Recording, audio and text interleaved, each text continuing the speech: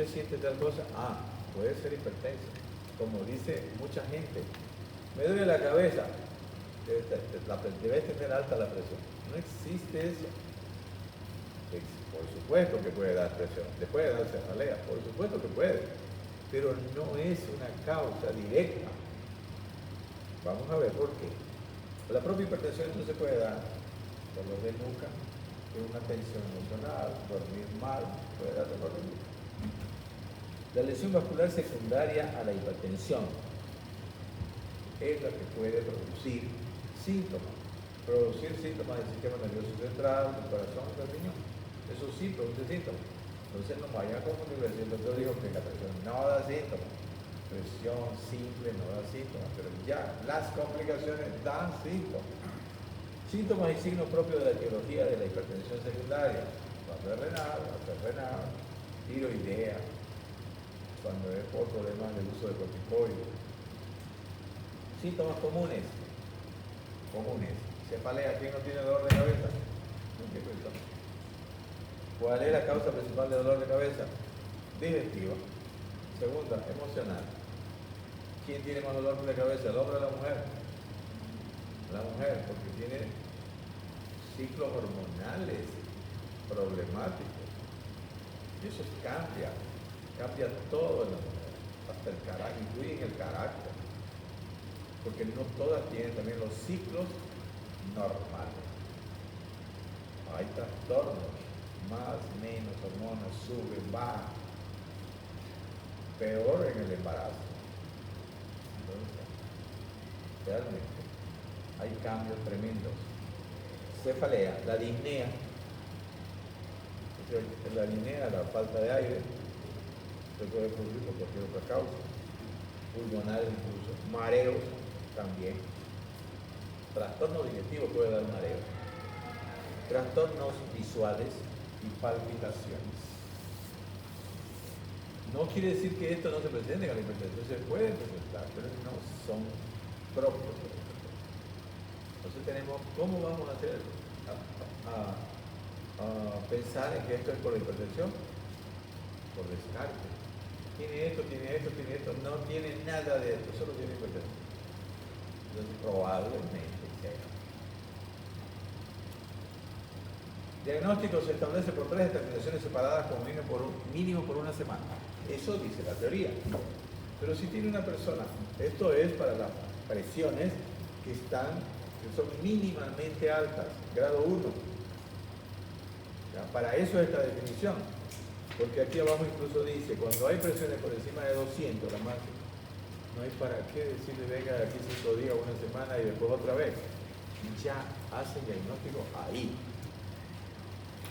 Y empiezan a dar medicación ahí. Todas las presiones se tratan, todas. Independientemente de la causa, sí. Trate todas las hipertensiones. Excepción, ejemplo, una persona con bradiarritmia, 36-40, y que tiene una sistólica elevada, digamos 200, ¿lo trata o no la trata? ¿Por qué? Si le bajo la presión, ¿qué sucede? Va a haber hipoperfusión cerebral, porque esa presión, sangre necesita presión para subir, para que la fuerza de gravedad no la deje llegar alto. Entonces por eso tiene que haber fuerza en el corazón para que esa presión suba y llegue al cerebro. Si nosotros se la bajamos a 120-80, como dicen que es normal, ¿qué va a pasar? 5 Entonces, de 200 se la bajamos, bajémosela, pero no se la bajemos tanto, bajémosela a 170, 160. Podemos hacer eso.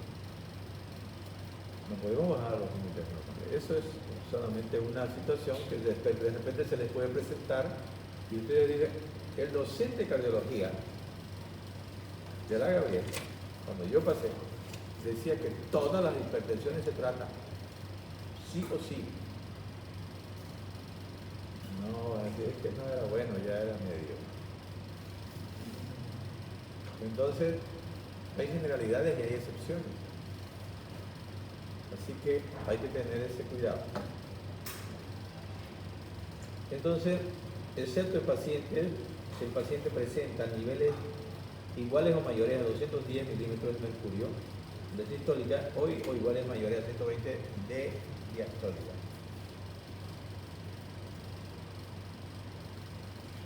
Complicaciones en los órganos albo: corazón, riñones, sistema nervioso central, ojos. En el corazón, cardíacas. Yo solamente aquí nombro, no voy a entrar en detalle, porque ya es mucho detalle, ¿no? En el corazón podemos tener la hipertrofia del ventrículo, que ya vimos, la insuficiencia cardíaca en las sobrecargas de presión que provoca una hipertrofia concéntrica. Falencia del ventrículo izquierdo, cuando el ventrículo izquierdo bruscamente disminuye su capacidad de contracción. Insuficiencia cardíaca congestiva o crónica, infarto agudo de miocardio. Esas pueden ser complicaciones cardíacas. Renales, no he puesto ninguna específica, pero el riñón puede producir hipertensión. Entonces la hipertensión genética va a lesionar el riñón y ese riñón va a dar más hipertensión cuando esté lesionado. El sistema nervioso central, encefalopatía hipertensiva e infarto cerebral puede tener. Hemorragia cerebral también.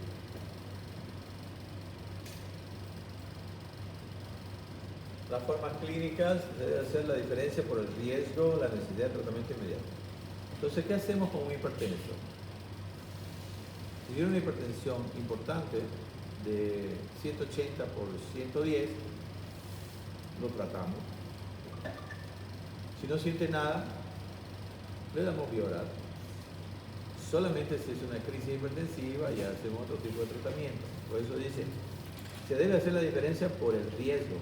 ¿Qué riesgo tiene una persona que tiene esos niveles, no siente nada y no se produjo ese aumento de presión ese ratito? Eso debe tenerlo ya hace tiempo. Porque no necesitan hacer un tratamiento rápido. Además, los tratamientos rápidos hay que controlarlos, porque puede ir al otro lado. Entonces, hay que hacer un tratamiento progresivo, porque como dije antes, la gente dice, yo cuando se me sube la presión un poquito me siento mal, o se me baja un poquito me siento mal. Hasta cierto punto puede tener razón, pero no así con niveles tan poco elevados, poco disminuidos. Imagínense una persona que está años con niveles de 180, 200 de más, y ustedes, ¡pum!, le dan un medicamento a 110, 60. Va a sufrir el cerebro, es un cambio demasiado brusco. No se necesita, si el paciente no siente nada.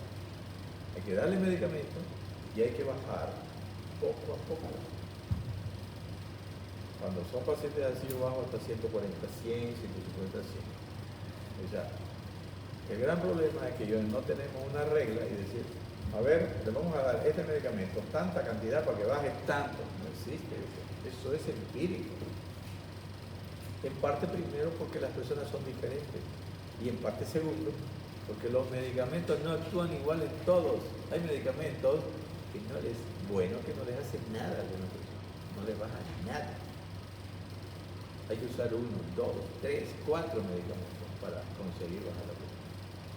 Yo tuve una paciente, digo tuve porque no ha ido los últimos 6 meses, con hipertensión refractaria se llama, cuando se usan más de 3 medicamentos y la presión no se puede controlar. Y no le pude controlar la presión. Ahora, ¿qué es lo que hay que hacer también? Realmente toma la medicación, toma lo que usted le indicó. Eso es lo que hay que confirmar siempre. El paciente viene, presión alta, ¿está tomando? Sí. ¿Cómo está tomando? Tratar de indagar bien, porque si no, uno le cambia el remedio, le da un poco más, y si no toma. Entonces, para el tratamiento se tiene que hacer la diferencia por el riesgo y la necesidad de tratamiento inmediato. Hipertensión maligna o cerebral es una hipertensión rápidamente progresiva, produce arteritis, presión elevada, hemorragia y exudados retinianos, más en los hombres. Y la otra hipertensión benigna que no tiene sentido, ¿no? Y aquí vemos los tipos etiológicos, como ya vimos antes, la hipertensión esencial. Se hace diagnóstico por exclusión de historia familiar. Se le pregunta a la persona hipertensa, en su familia hay hipertensión, su padre es hipertenso, su madre es hipertensa, tiene hermanos hipertensos, tío hipertenso. Y la hipertensión secundaria, hay que ver la función renal, lesiones de parénquima, lesiones de los vasos. En la endocrina, hiperfunción córtico-suprarrenal, síndrome de Cushing, hiperaldosteronismo primario, feocromocitoma. La hipertensión de la vejez es solamente una evolución de la misma hipertensión que tiene sus características en las personas mayores, especialmente en el control, en el tratamiento, especialmente en esas situaciones. La prevalencia de la hipertensión en mayores de 60 años es aproximadamente el 60%. Todas las hipertensiones. Porque hay personas que no son hipertensos hasta los 60 años, pero de ahí empiezan a tener hipertensión. ¿Por qué causa? Porque los tejidos se vuelven más duros, no es tanto por vasoconstricción. Entonces va a haber una hipertensión sistólica. Esa es la característica de la presión de la vejez, que es presión sistólica. Pero claro, la hipertensión genética que empezó a los 40 va a seguir hasta que se muera. Me estoy refiriendo más a esta hipertensión de pacientes que recién a los 60 años van a tener. Hipertensión sistólica igual o superior a 140 milímetros de mercurio y diastólica igual a 90 milímetros. Pérdida de elasticidad de los vasos es la causa. Y el tratamiento debe ser, característica, menos agresivo para no comprometer a órganos altos. No se puede darle medicamento a una persona mayor como para que esa presión se vuelva al suelo, porque si no va a tener accidente vascular cerebral isquémico o incluso infarto del miocardio. Tratamiento. Generalmente la hipertensión es una enfermedad crónica. Cualquier tratamiento es correcto si se comprueba su eficacia con mínimos efectos secundarios. ¿Cuál es el medicamento antihipertensivo ideal? Ese. El que baja la presión con menores efectos secundarios, que se toma una vez al día y que no es caro. Esos son los factores para el medicamento ideal. El objetivo del tratamiento es mantener una presión sistólica por debajo de 140 y por debajo de 90 milímetros. Ese es el objetivo. Tratamiento, medidas generales, evitar el estrés emocional o ambiental. Sabemos que el estrés es difícil evitarlo. Lo que debemos hacer es desestresarnos, especialmente haciendo ejercicio. Restricción moderada de sal, 4 a 100 gramos por día, máximo 6. Dieta hipocalórica a las personas que tienen sobrepeso. Reducir la ingesta de grasas saturadas. Ingesta de alcohol inferior a 30 gramos por día. Admite de que se pueda tomar alcohol. ¿Por qué? Porque hay culturas que toman alcohol. Vino, por ejemplo. Entonces, una copita de vino una vez al día. El ejercicio físico regular moderado. El ejercicio es importantísimo. Por supuesto que a un paciente hipertenso, pero más aún si es un hipertenso moderado, no le va a decir vaya a hacer ejercicio. Tiene que bajarle la presión para que haga ejercicio. Fármacos y contenedores. Diuréticos, beta-bloqueadores, antagonistas del calcio, inhibidores ECA y ARA2. Esos son lo que ya vimos en insuficiencia cardíaca.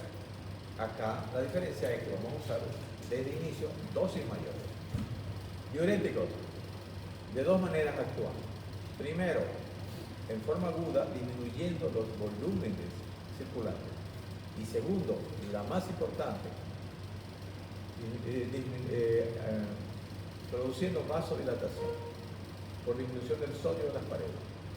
Entonces, todos los fármacos hipotensores que son vasodilatadores.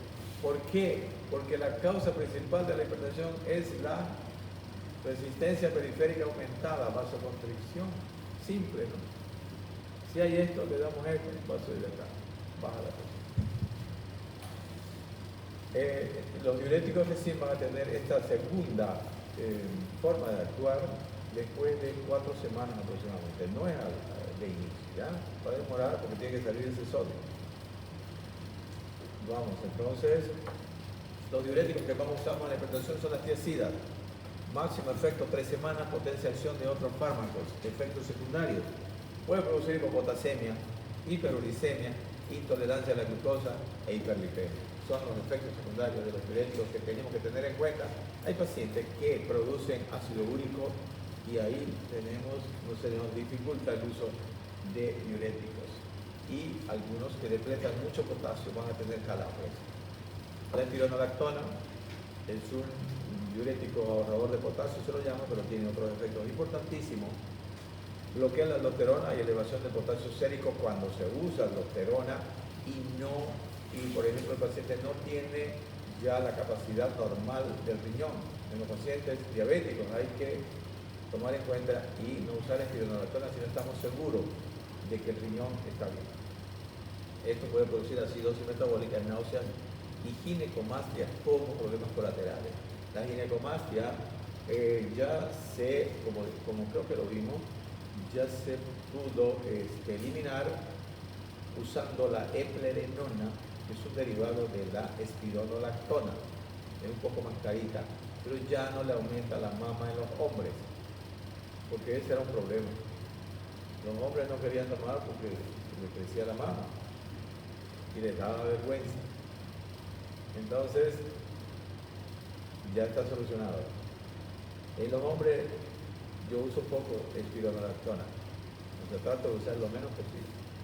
Bloqueadores de los receptores beta-adrenérgicos, otro antihipertensivo, antagoniza completamente los efectos de las catecolaminas sobre los receptores. Esa es la función principal. Pero además,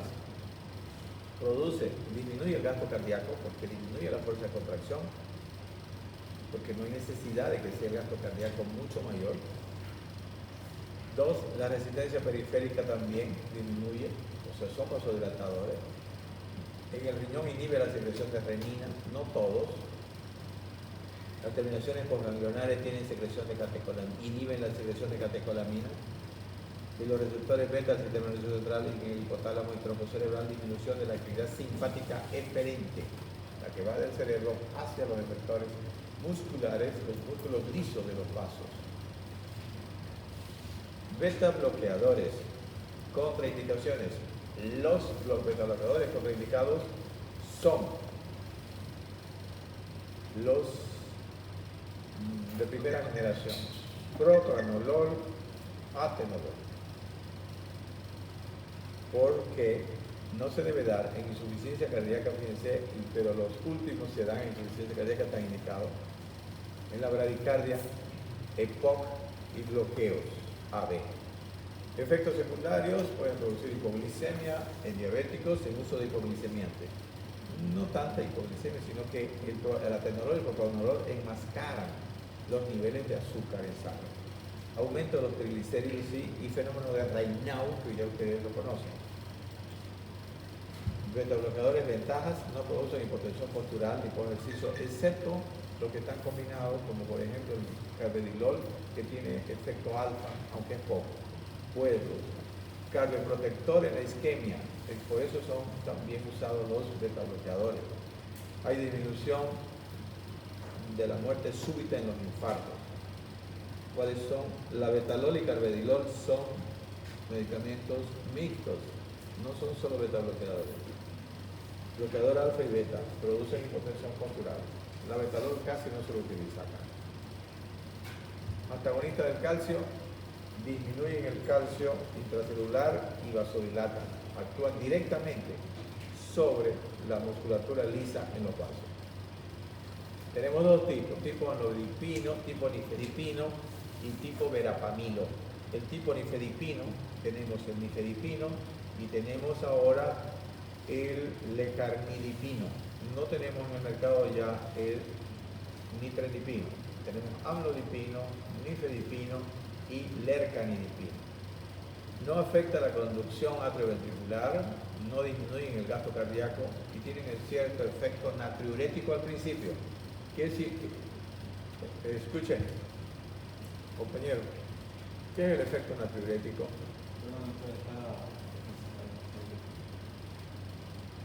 ¿Y en qué quedamos? Y después, no, el docente no explica bien, no, pues, hay que ver también el receptor, no solamente el que emite, sino el receptor. Tiene que haber un relacionamiento positivo, porque si no, si yo explico y ustedes no atienden, no van a poder captar. Y si ustedes atienden y yo no sé explicar, también, de los dos lados. Entonces, el efecto natriurético. ¿Qué es el efecto natriurético?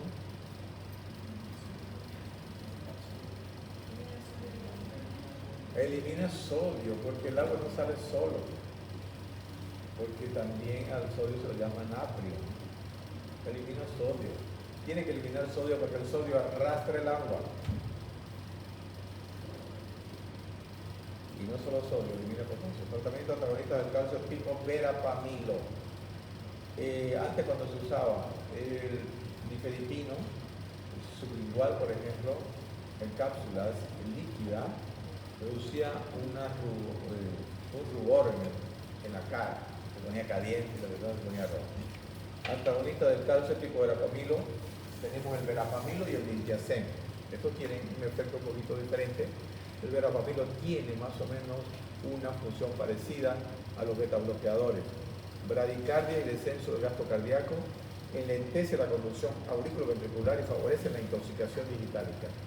El verapamilo ya casi no se lo utiliza. Se lo usaba también como antiarrítmico en las taquicardias paroxísticas supraventriculares. Yo lo usaba, solamente que se aconsejaba que si la persona tenía un área cardíaca en la radiografía de 2 cruces o más, no se use porque producía parada cardíaca. Pero yo lo he usado perfectamente, esta resolución decimal, ¿cómo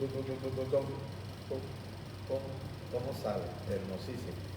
Efectos secundarios, rubor y edema periférico en los tipos nifedipino, estreñimiento en el verapamilo. El diltiazem se lo usa mucho en los problemas coronarios.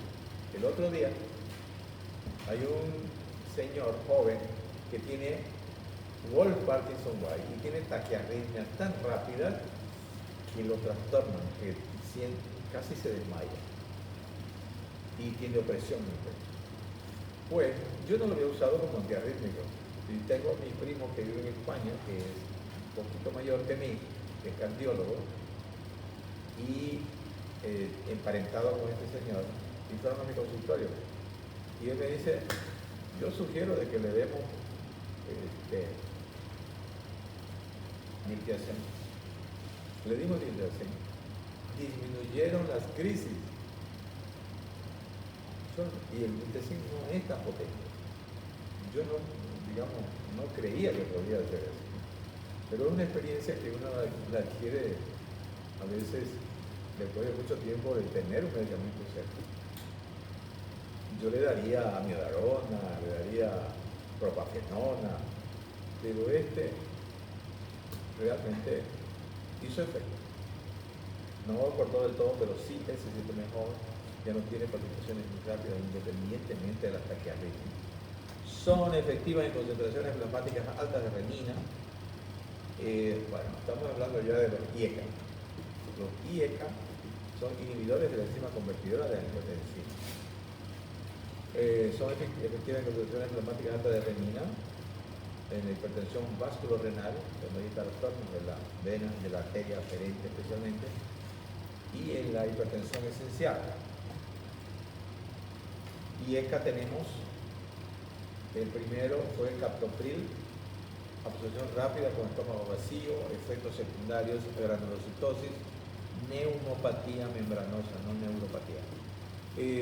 Ya ustedes saben cómo viene el captopril, con el nombre Capotén, de 25 miligramos, de 50, que todavía algunos lo usan como tratamiento agudo de la hipertensión arterial, la mayoría ya no lo usan, porque a pesar de que no baja tan rápido, pueden haber algunos accidentes.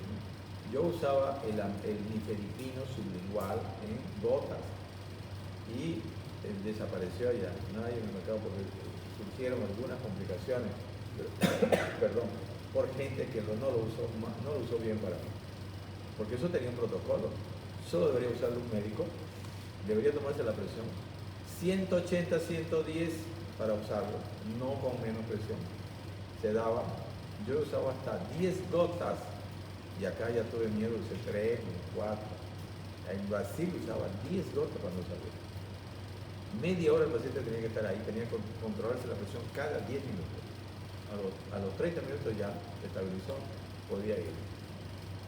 Pero acá, señor, tome este medicamento en su casa, más que lo y deje que salga. ¿Cómo fue de un protocolo a eso? Entonces se lo usó de una manera clara. Era excelente.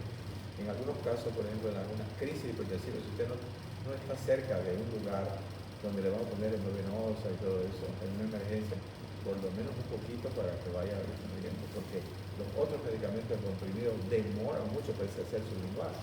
Esa es absorción rápida. Entonces tenemos el captopril, el enalapril, que ya lo vimos, el lisinopril, que se da una sola hora al día. Todos tienen tendencia a producir tos por inhibir el metabolismo de las bradiciminas. Es como alergia, por eso es que algunos hay que suspender. Otro efecto secundario: fatiga, dispepsia, exantema, leucopenia, edema angioneurótico, tendencia a la que dijo, a la hiperpotasemia. Entonces, cuando hay trastornos renales, es mejor no usar. Ya no se usa en la insuficiencia renal. Se usa mucho más en los pacientes renales, incluso en los que están haciendo hemodiálisis. Lo que más usamos es nifedipina. Actúa muy bien. ¿Alguna pregunta? ¿Para que nos vamos? Mejor nos vamos, no debo decir. ¿No hay preguntas?